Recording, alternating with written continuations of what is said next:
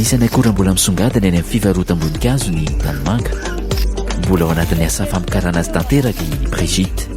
Tsy mibe tanimanga zao aty ny tena mandeha dia aminay aty hatramin'ny sarosarotra rano dia be da be mpanamboatra mitady sy mibe tanimanga sady mahasalama ny rano atao anaty sy mibe tanimanga.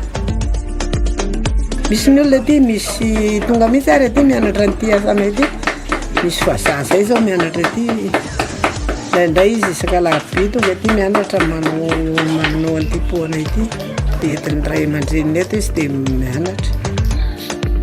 Tsy nafoy an'ity mantsy ny dadabe anay sy ny bebe anay, ny dadanay. Navitany an'itony tranonay itony zao dia tony any.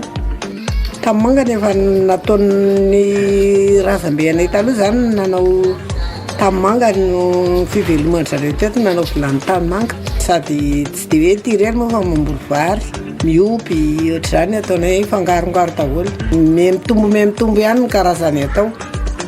Mamorona zavatra hafa foana. Misy mipitoto, misy mimpandrafitra, misy mimpanao finition, ohatr'izay, misy mimpandoro. Rehefa tena manao zay mahavita ohatra lafaoro isan-kerinandro izay menakavy kely ireo anaty lafaoro indraindray 500 koa. Taloha mijinjajinja bozaka any zay dia vita. Fa zao fa metsisika moa zany le bozaka amin'le betsaka le olona mandoro tanety. Dia zao zay efa manao efa resaka lafaoro zany nandoro anazy indray. Dia mandoro manjary lasa zany mahabe an'le mascarena kitay mihitsy ny andoro anazy.